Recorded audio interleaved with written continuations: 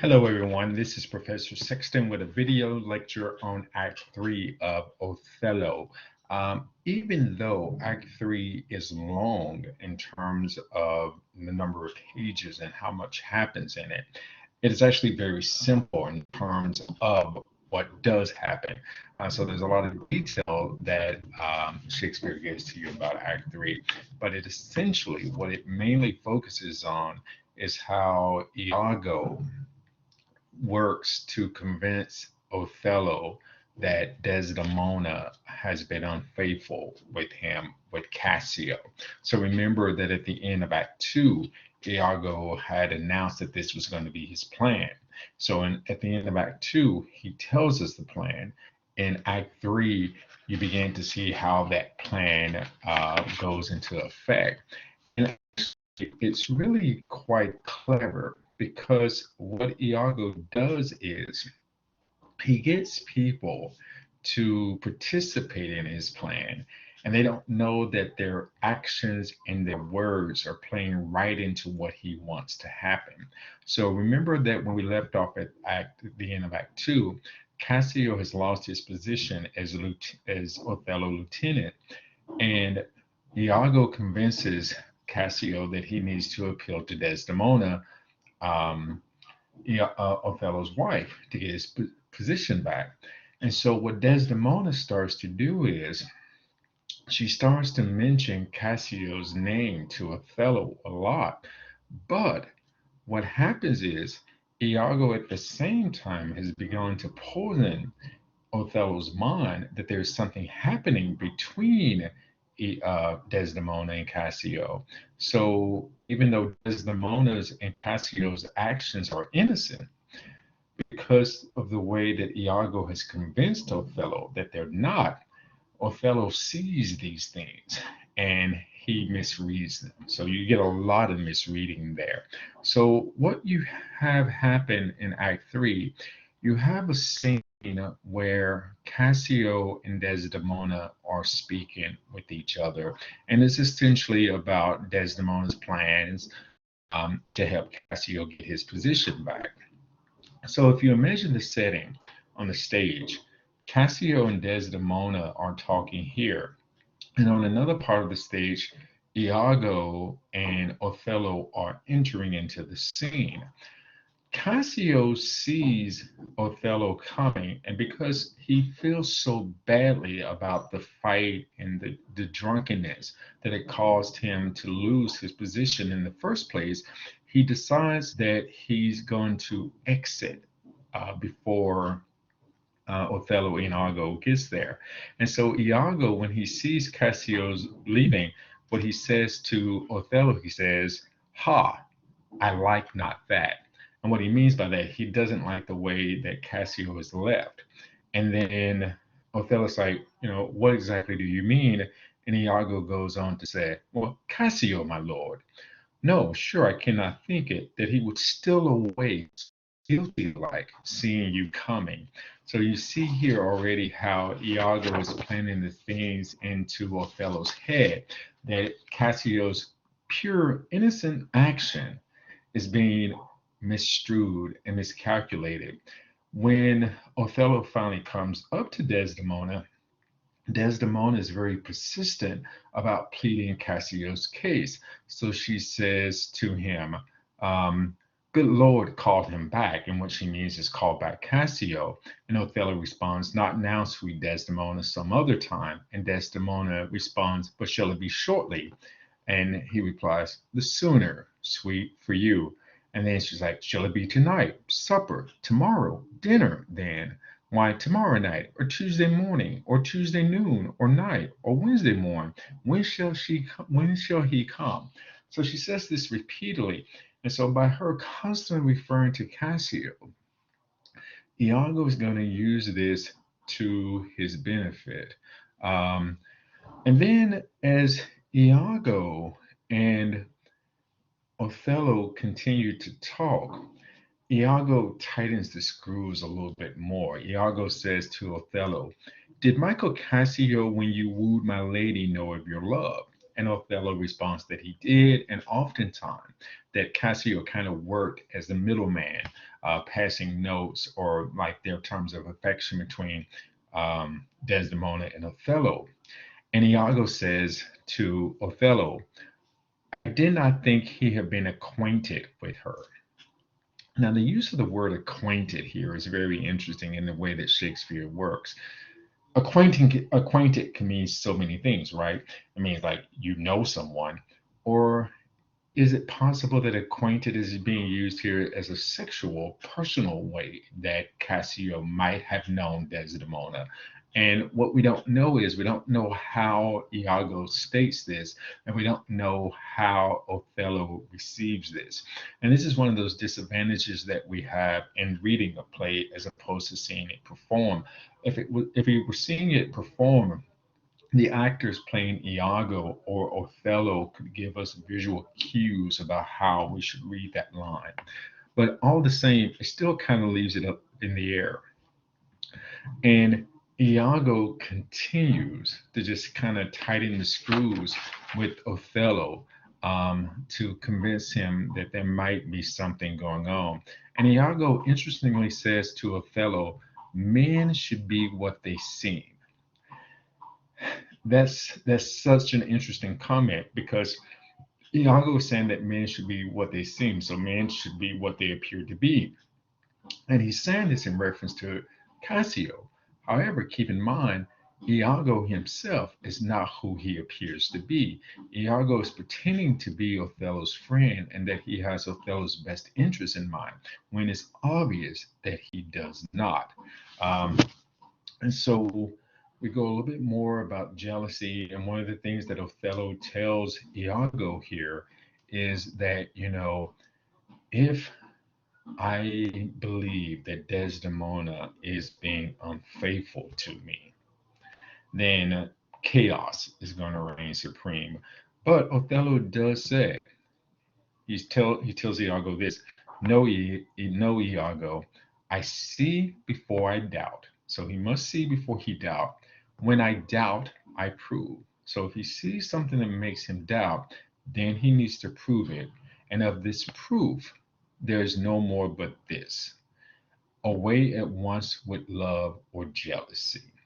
So in a way, Iago is being instructed on what he needs to do in order to completely turn Othello's around. And Iago does another thing. So remember at the end of Act One, when Brabantio, who's Desdemona's father, says to Othello, "Be careful of her, Othello. She has deceived her father. She might deceive you as well."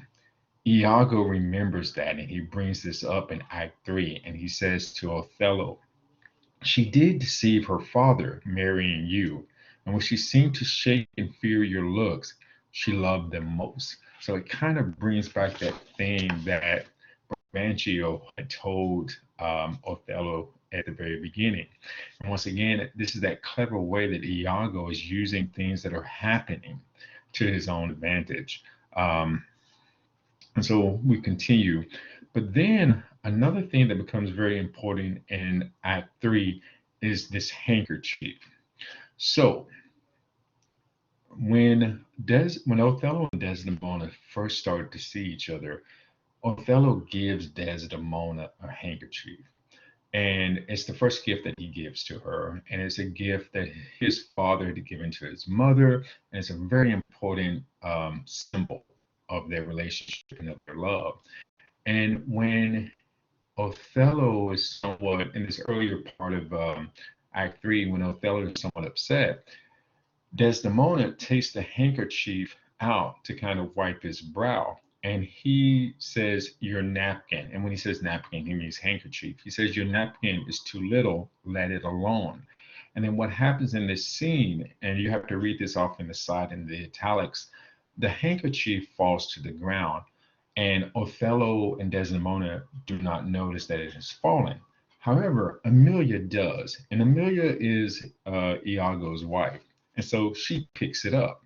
And when she picks it up, and she's on the stage by herself at this time, when she picks it up, she says, "I'm glad I found this napkin.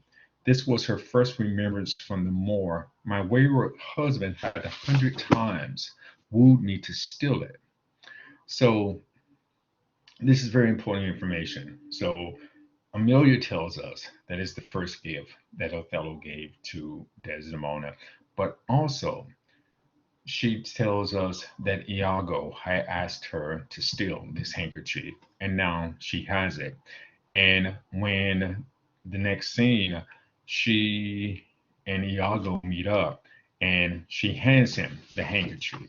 So keep in mind, Amelia knows about the handkerchief. She knows how important it is, and she finds it and she gives it to Iago. So keep that in mind. So as Act Three continues, there's more about Iago and Othello talking. And in this part of it, Iago out and out lies. Iago tells a story that one night he and Cassio were lying with each other. And they're both soldiers, so sharing bunks and something of that nature. And he says that Iago says that he had a toothache that night. And because he had a toothache, he couldn't sleep. But Cassio was deep asleep. And so he tells Othello that in his sleep, he heard Cassio say, "Sweet Desdemona, let us be weary, let us hide our loves."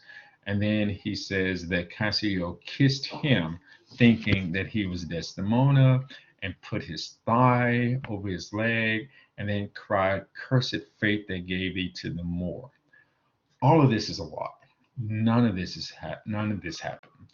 But Iago tells Othello this story as a way to give more proof and evidence that there is something happening between Desdemona and Othello.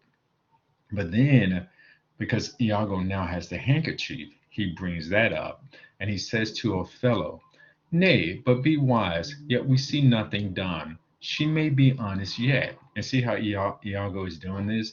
So he's even though he's doing everything in his power to convince Othello that Desdemona is dishonest. Notice how he says she may be honest yet. So he's playing that fine game there. And he said, "Tell me but this. Have you not sometimes seen a handkerchief spotted with strawberries in your wife's hands?" Um, and then he goes on further to say, "I know not that, but such a handkerchief, I am sure it was your wife's, did I today see Cassio wipe his beard with." So what Iago has done, once Amelia has given him the handkerchief, he's taken the handkerchief and put it into Cassio's room where Cassio will be able to find it. So this is all a part of Iago setting him up. So now he knows about the handkerchief.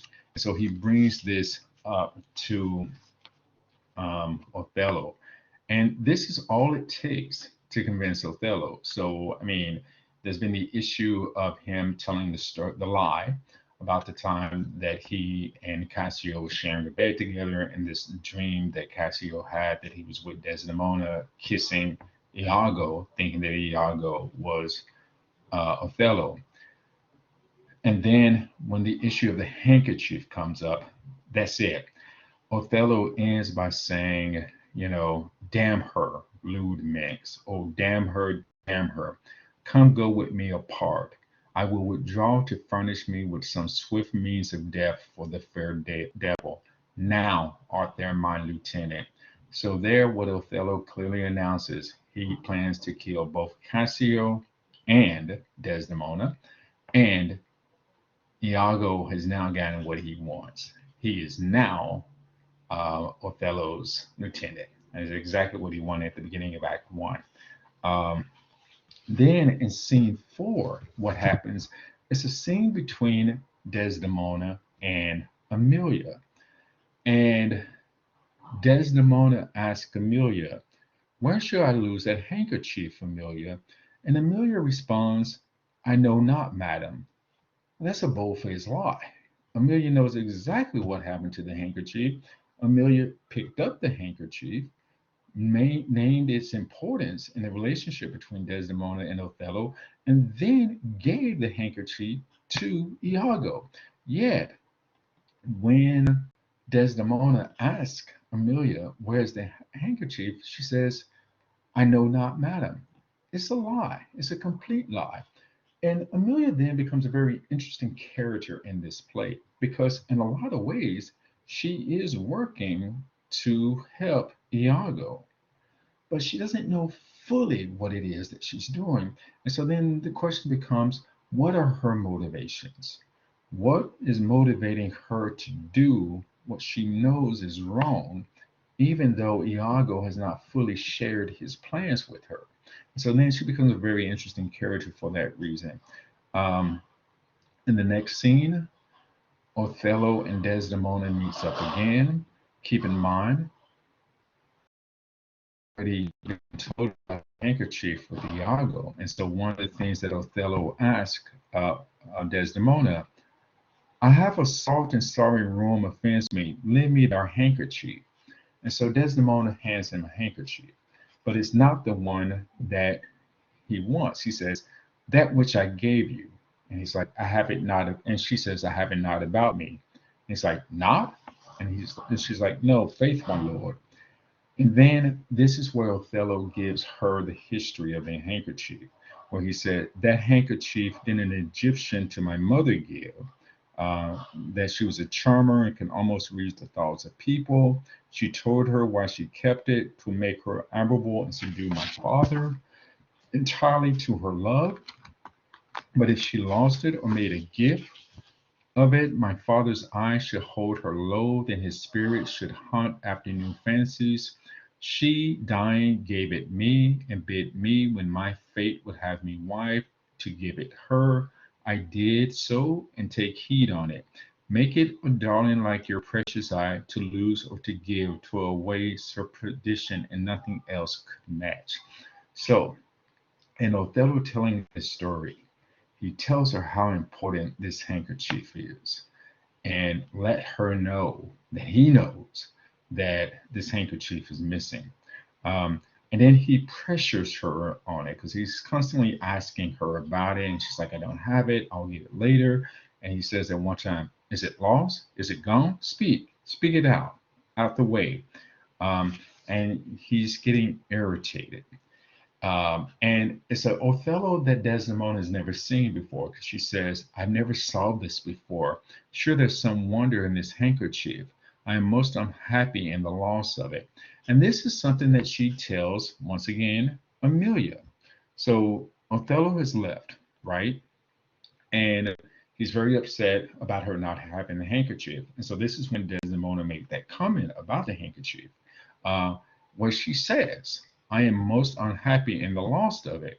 And then Amelia responds, tis not a year or two shows us a man, they are but stomachs, and we all but food. They eat us hungrily, and when they are full, they belch us.